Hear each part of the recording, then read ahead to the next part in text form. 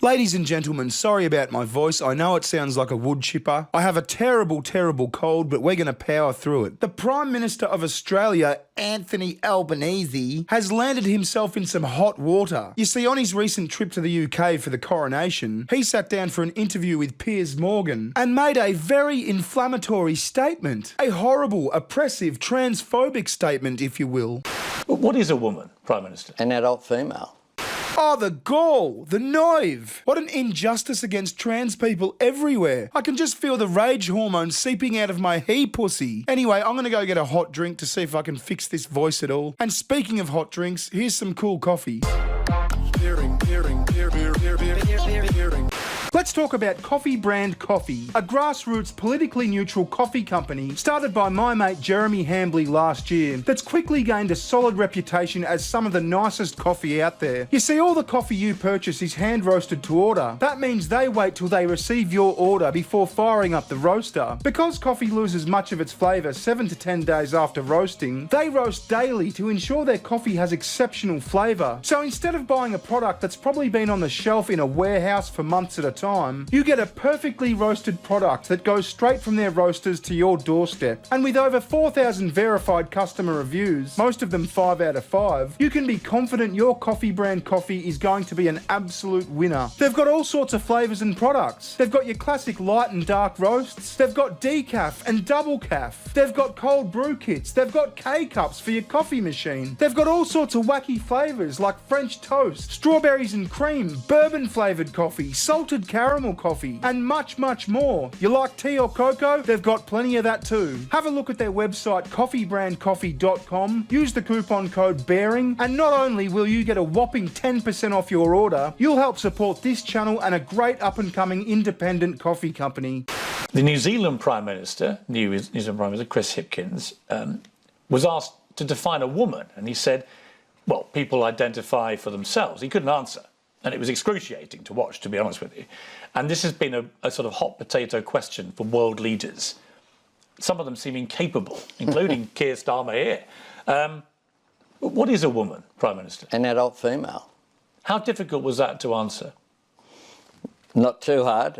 Okay, so that is a massive oopsie no-no for a left-wing Prime Minister to say. You see, common sense hurts. It's not about the facts, it's about how you feel. And his constituents let him know how they felt. Peers pressure. Anthony Albanese has once again failed to stand up for trans people as he cozies up to right-wing royalty. Anthony Albanese criticised for transgender comments in Piers Morgan interview. What a stuttering mess. Albanese's response to controversial questions slammed by trans activists. Anthony Albanese slammed over anti-trans statement in Piers Morgan interview. Calls for trans advisory board after PM Albanese's Piers Morgan interview. Anthony Albanese roasted for Piers Morgan interview. Oh, come on. Controversial statements, my ass. He answered one question, what is a woman, in a very simplistic way, and then went on about how he respects everyone and everyone deserves respect. It was literally a 2 or 3 word answer, a very common sense 2 or 3 word answer. But you know what annoyed me a little bit was his follow-up. Here, watch this.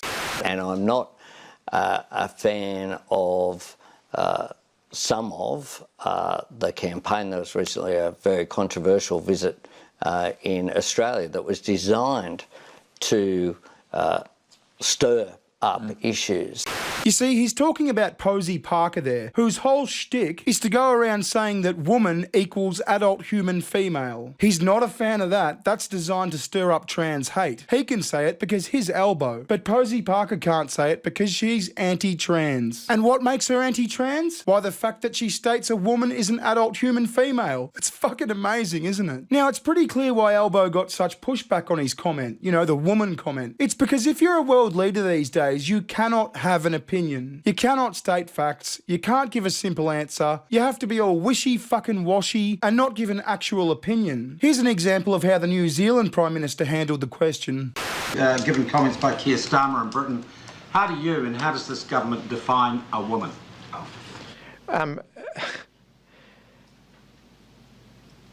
To be honest, Sean, that question's come slightly out of left field for me. Yeah, but it's a pretty simple fucking question, isn't it? As the leader of a free Western nation, you should be able to answer that.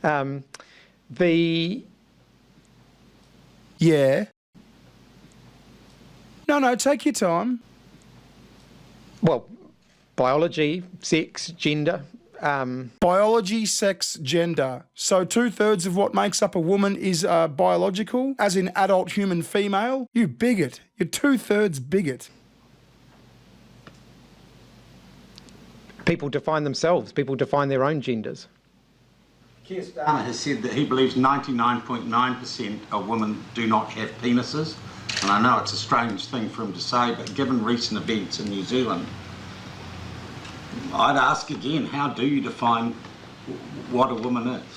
Well, I think as I've just indicated, I wasn't expecting that question, so it's not something that I've, pre-formulated an answer on. Oh, what is 2 + 2? Well, oh, geez. That's not something I've pre-formulated an answer on. For fuck's sake. But in terms of gender identity, I think people define their gender identity for themselves.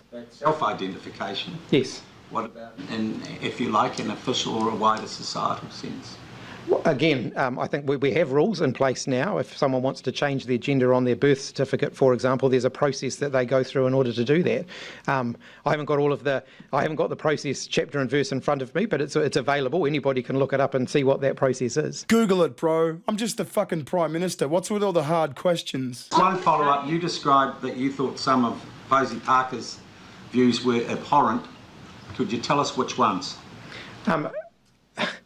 I think some of the views being conveyed around the transgender community, some of the sentiment. Her views? Yes, some of the sentiment that she's expressed towards the transgender community is abhorrent in my view. Well, that they shouldn't exist. Transgender people shouldn't exist. I have never once, not once, heard Posey Parker say that. I've heard her say, stay the fuck out of our bathrooms. I've heard her say, stay the fuck out of our sports. But not, you should not exist. Hasn't happened. You're full of shit. Now, this clip is just... oh, I don't know how to explain it. If you haven't seen it, it's the ex-Scottish Prime Minister, Nicola Sturgeon, talking about a trans rapist in a woman's prison. And it's just, the way she tangles herself up is gold. I'm not even going to comment on it. I'm just going to play it. Here we go.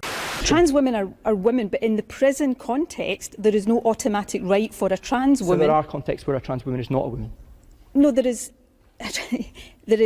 circumstances in which a trans woman will be housed in the male prison estate. Is there any context in which a woman born as a woman will be housed in the male estate?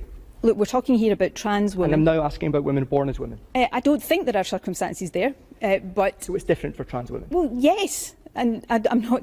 So they're not equal? That is not... There is a risk assessment process done for trans women that takes account of the nature of the crime.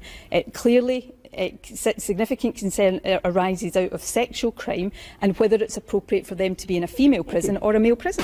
Oh, you gotta love it. It's just clown world to the max. But at least of all the kooky world leaders out there, and although he is pretty left-wing, at least our Prime Minister, Anthony Albanese, stuck to his guns, stuck to common sense and said the truth, and then apologised for it the next day. Now, I can't find this Twitter apology anywhere. I think it's been scrubbed from the internet. But what a pussy move. Anyway, I'm gonna leave it there. If you have any comments, leave them down below or at my super duper gay half stepbrother-in-law's Twitter account, bskills. Also, I'm on Rumble. I would highly appreciate it if you subscribe to me there. Alright mates, thanks for watching. I'll see you in the next one. Bye.